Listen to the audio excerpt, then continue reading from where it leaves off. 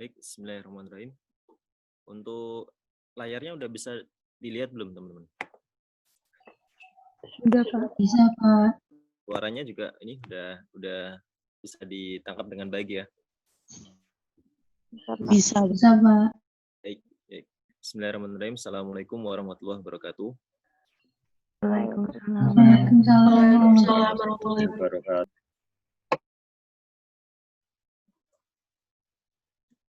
Baik, alhamdulillah kita bisa melanjutkan di sesi PCC kita, sesi ke-13 ya.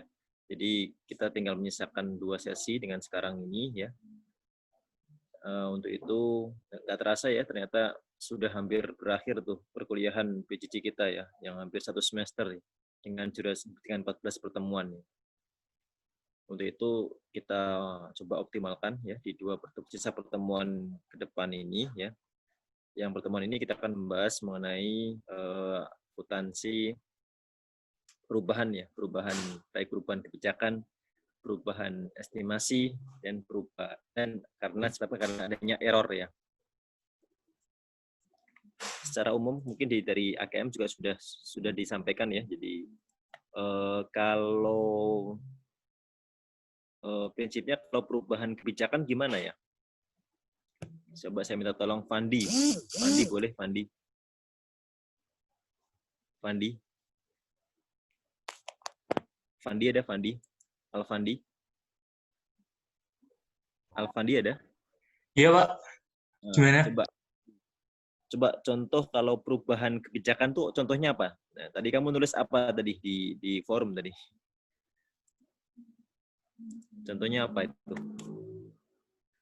Belum sempat jawab, Pak, tapi kalau contoh perubahan kebijakan kayak penilaian valuasi inventory dari Efrik ke Vivo gitu. Oke. Perlakuannya gimana? Gimana perlakuannya? Gimana perlakuannya? Diapain kalau ada perubahan itu? Jadi kalau kita bicara mengenai akuntansi ini kan perlakuannya ada 2 ya. Ada dikenal istilah namanya prospektif sama retrospektif ya. Kalau perubahan kebijakan maksudnya kemana ya? Perubahan kebijakan masuknya di retrospektif, Pak. Ya. Jadi sesuai di PSAK berapa itu? PSAK 25 ya, PSAK 25. Jadi sebenarnya gini,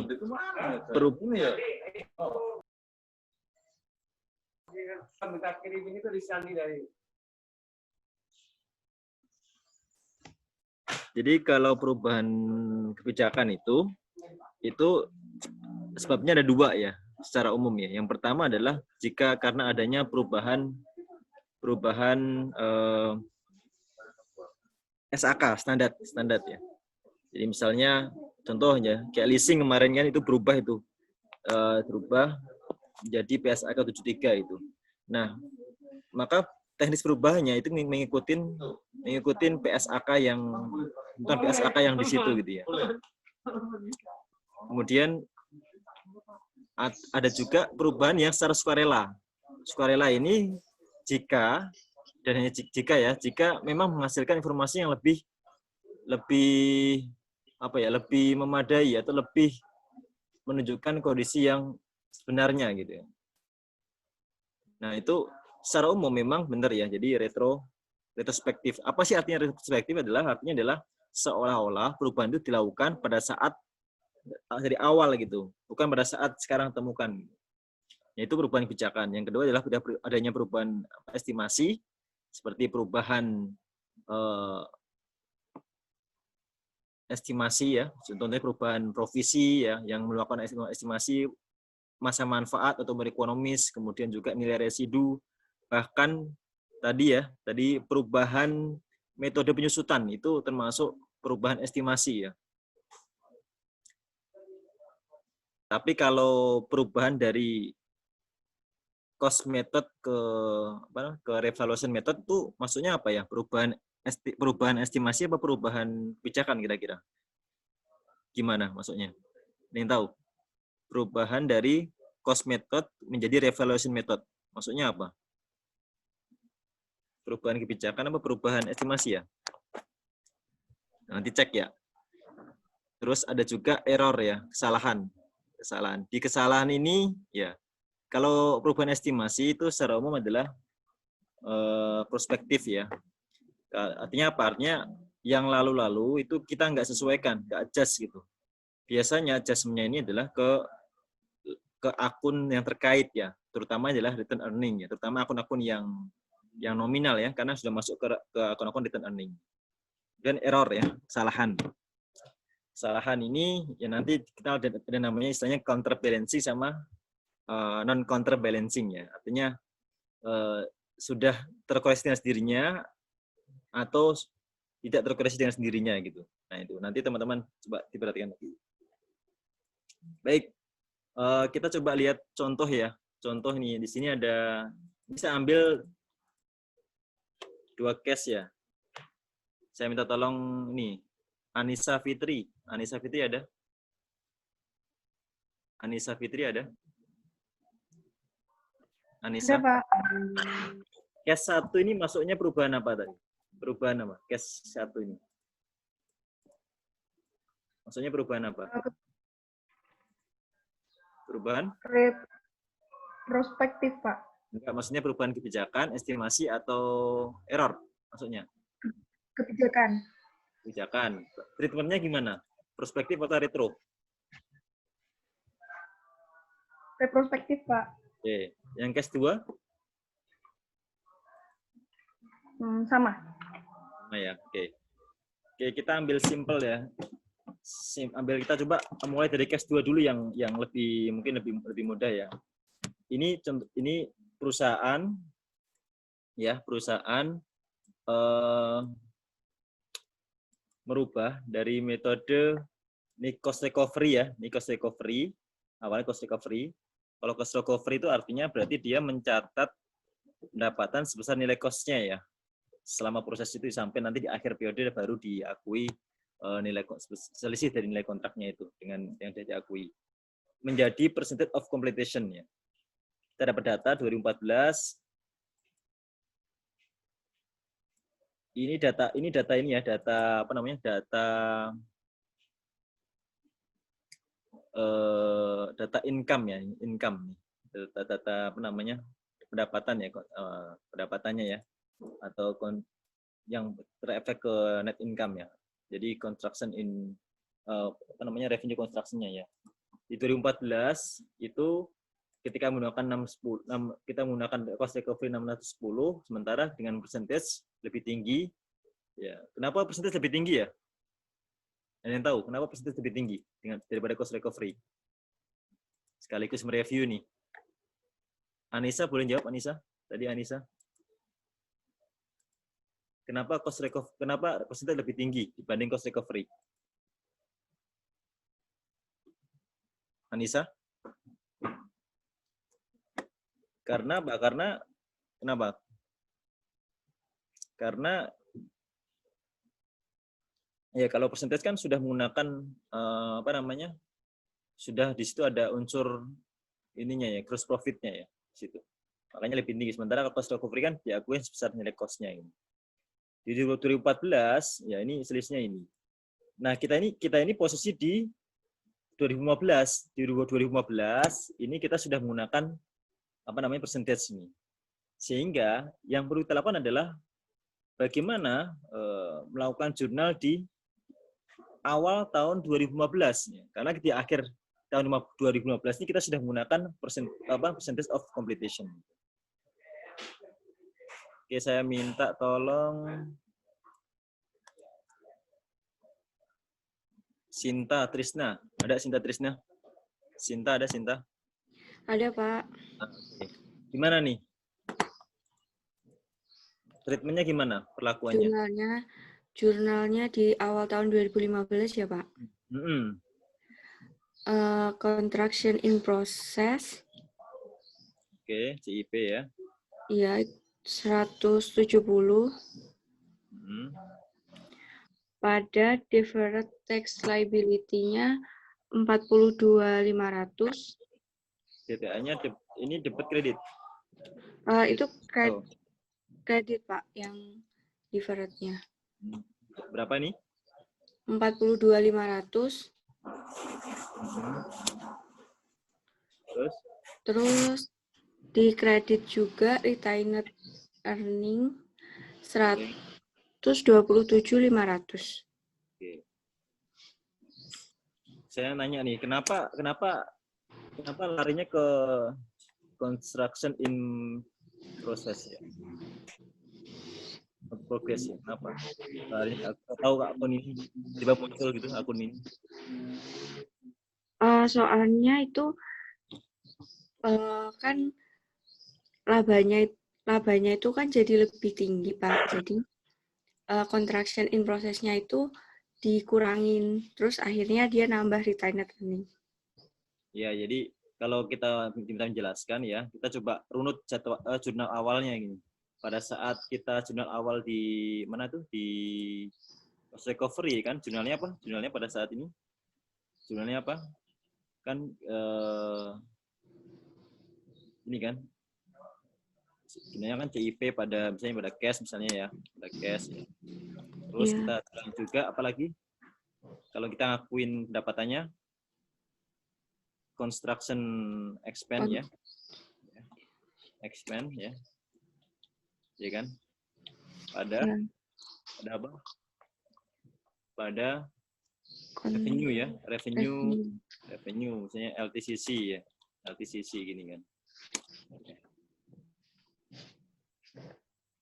Akun ini kan, yang ini kan, ini akun ini ketika kita berubah menjadi apa, menjadi percentage ya, maka jurnalnya yang ini sama ya, ini sama, anggaplah sama, bisa karena inventory sama. Yang ini beda kan, yang beda ini kan? Iya. Bedanya apa? Di mana bedanya? Kita akui adanya gross profit kan? Iya. Gross profitnya apa jurnalnya di sini? CIP kan jurnalnya? Iya, misalnya construction expense, katakanlah misalnya 100 misalnya, revenue-nya adalah misalnya 120, berarti CIP-nya adalah 20. Jadi di sini yang beda adalah di CIP di sini. CIP ini dan di sini ya, yang beda ini ya, yang berbeda ya. Akun CIP ini kan akun real ya, akun real yang masih terbawa di mana tuh? Di financial position ya di sini ya. Sementara kalau akun akun revenue ini kan sudah masuk ke return earning ya, sehingga kita adjustment-nya ke return earning.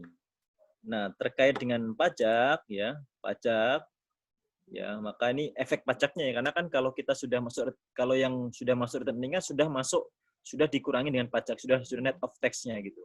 Sehingga efek-efeknya itu juga kita sesuaikan dengan pajaknya di sini. Makanya muncul akun deferred tax liability. Apa sih artinya deferred tax liability? Ada yang tahu? Apa deferred tax liability? Ya, utang pajak tangguhan ya. Ya, bisa utang pajak tangguhan. Nanti bisa, kalau misalnya ini bisa, kalau dia nanti melakukan pembayaran ya nanti bisa dikurangkan.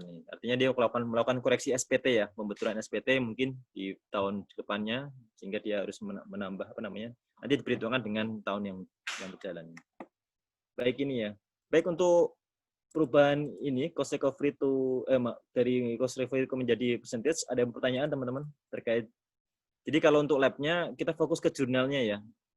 Nah, sepertinya nanti kalaupun diminta penyajian ya teman-teman harus bikin penyajiannya nanti namanya restatement namanya ya. Jadi nanti di restatement artinya apa? Artinya disajikan kembali gitu di tahun 2014-nya, seolah-olah bikin kayak gini, jurnalnya kayak gini lagi bikinnya. Nah, nanti posisi kontraksi expense sekian, revenue sekian gitu, disajikan kembali. Tapi untuk adjustment-nya ini CIP, debit dan kontrak lawannya kredit di RE dan deferred tax liability. Ada pertanyaan terkait yang percentage completion ini, teman-teman? Cukup jelas ya? Oke, kita lanjut ke yang kita lanjut ke yang kedua, case 1 nih. Tadi saya lengkap ya. Saya minta tolong. Nah, kita coba. Di sini kasusnya adalah perusahaan dia sudah mulai dari tahun ketiga lah ini ya. Sebenarnya tahun ke-1 juga, tapi kita mulai dari tahun ketiga nih. Tahun ketiga dia menggunakan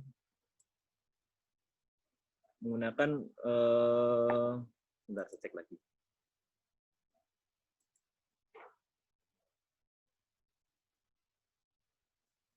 Dia menggunakan weighted ya, menggunakan weighted average ya.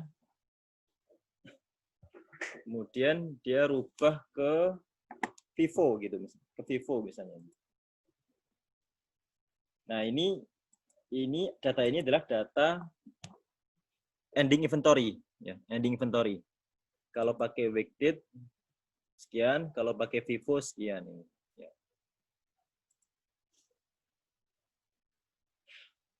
Ya. Pertanyaannya adalah pertama kita jawab dulu nih.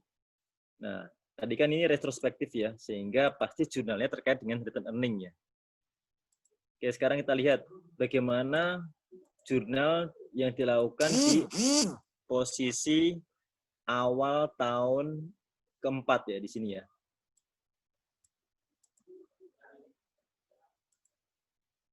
Ya. Awal tahun keempat nih.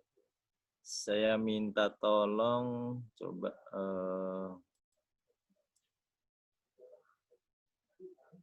Bella Revanda ada? Bella Revanda. Ya, oke. Gimana nih? Coba buat adjustment di tahun keempat. Di awal tahun keempat ya.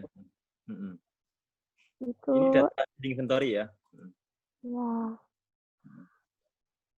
Itu selisihnya berapa ya? Mau selisihnya? Saya cek dulu. Oke. 18.000 ya, Pak.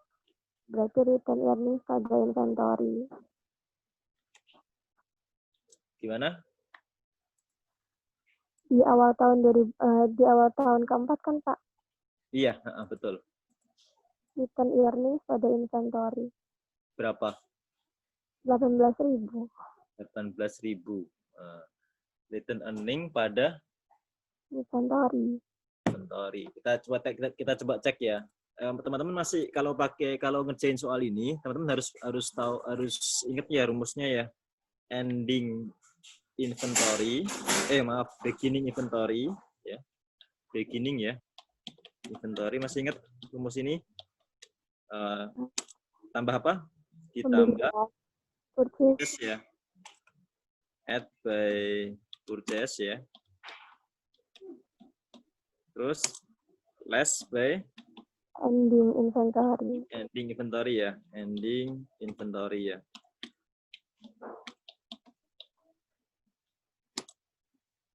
Temunya apa? COGS. COGS ya. Oke. Kita lihat ya. Berarti kalau kita bicara awal tahun keempat, berarti kan awal tahun keempat, maka merupakan saldo ending inventory di tahun ketiga ya. Tahun ketiga. Tahun ketiga, ketika menggunakan average ya, itu 108. Ketika berubah menjadi FIFO, itu naik apa turun? Turun, Pak. Turun ya. Ya. Berarti beginning inventory-nya kan turun ya. Ya. Ya, turun. Turun jadi 18. Ya, 18. Turun 18 ya, bener ya? Ini turun ya berarti ya? Ya nggak, bener nggak? Turun nggak? Nah, ketika tadi kita bicara beginning inventory, ya, beginning inventory, maka koreksinya adalah inventory-nya kita kurangin ya. Inventory-nya kita kurangkan. COGS. Ya. Return earnings. COGS apa return earning? Return earnings. Iya, return earning. Return earning-nya kita kurangin kan? Iya. Ingat ya, ini anggap ini kita nggak ada efek pajaknya ya. Kalau ada efek pajaknya nanti dihitung lagi ya berapa. Jadi RE-nya nanti net of tax ya. Jadi RE di sini nanti net of tax, selisihnya masukkan ke bisa ke tax liability atau tax asetnya gitu ya. Atau ini. Oke. Sekarang lanjut ke tahun kelima, yuk. Siapa? Daumi masih, silakan. Tahun kelima, gimana tahun kelimanya? Ini yang penting nih. Jadi lanjut ke tahun kelima.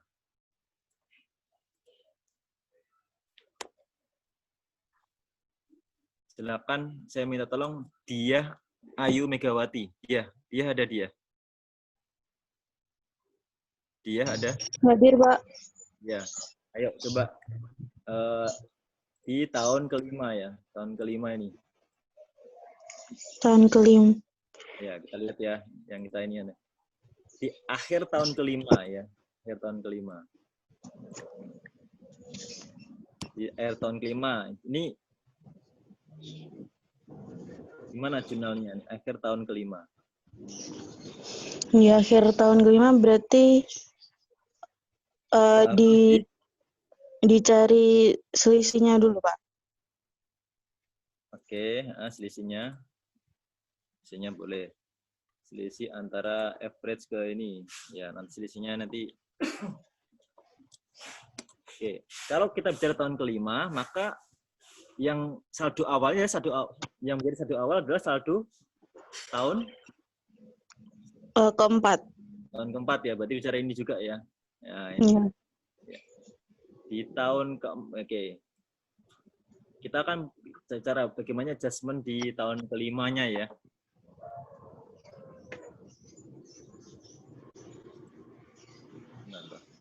Oke, gimana?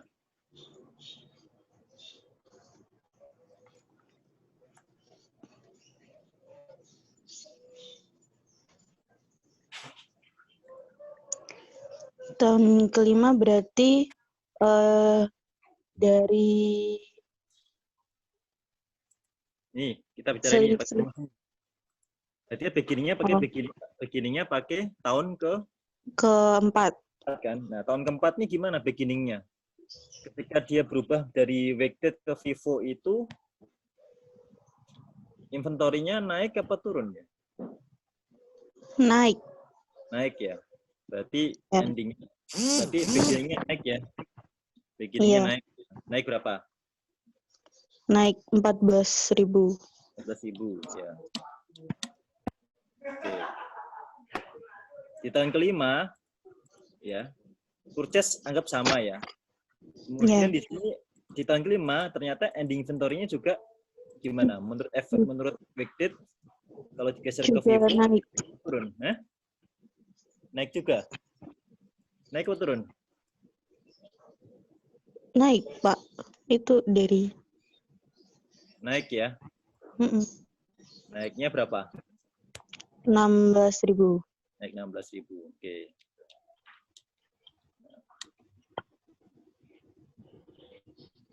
Gimana jurnal? Gimana nih jurnalnya?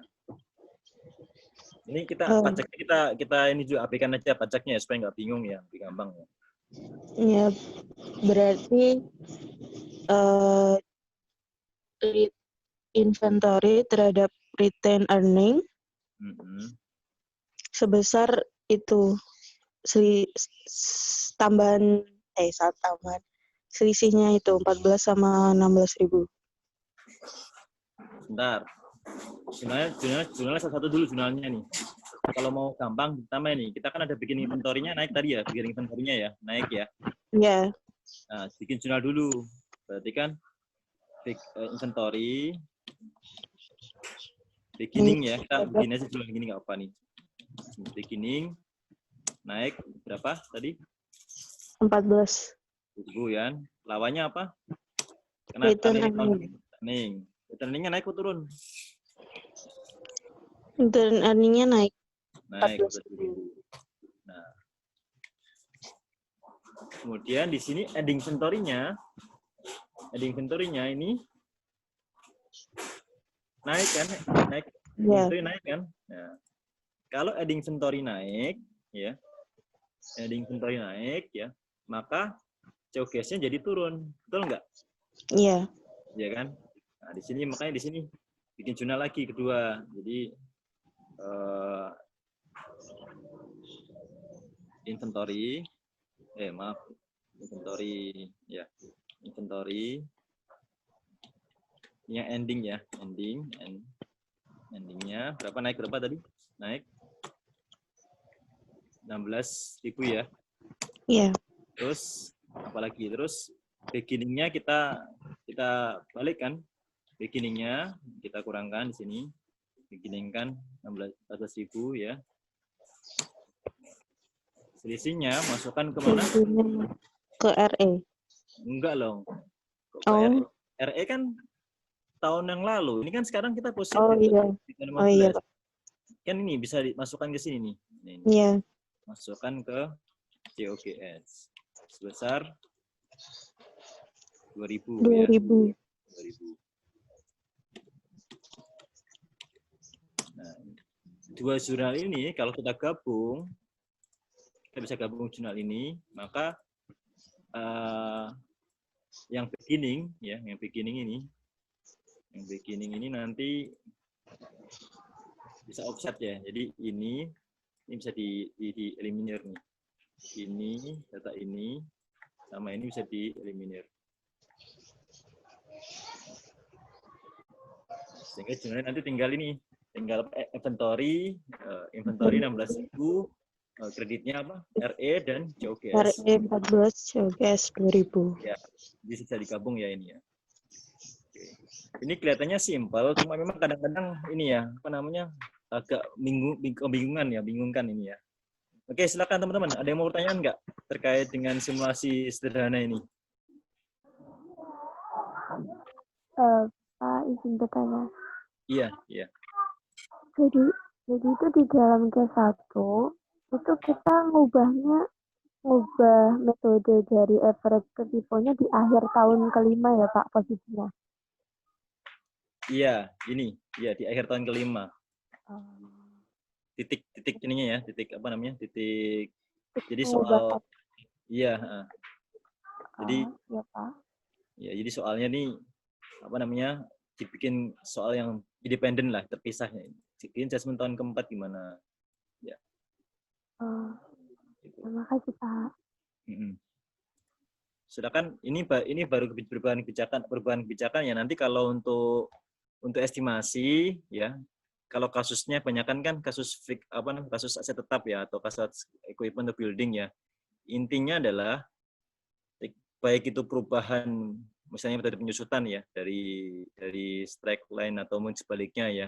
Intinya adalah kita cari posisi carrying amount-nya ya, pada saat titik perubahan itu, kemudian ditentukan umur ekonomisnya dan juga nilai residu jika ada ya. Kemudian baru diperhitungkan ke depannya gitu langsung. Jadi tidak merubah ke sebelumnya. Ini contoh yang retrospektif. Nanti di soal latihannya itu banyak soal ini, tentang ini, perubahan ini. Juga ada tentang error ya, kesalahan. Nanti kuis, kita ada kuisis ya. Untuk kuisisnya dikerjakan dulu, nanti kemudian yang soal berikutnya itu deadline-nya mungkin besok ya kalau nggak salah. Besok atau apa nanti. Bisa disusulkan ya. Kalau silakan, ada mau ditanyakan teman-teman terkait dengan simulasi ini?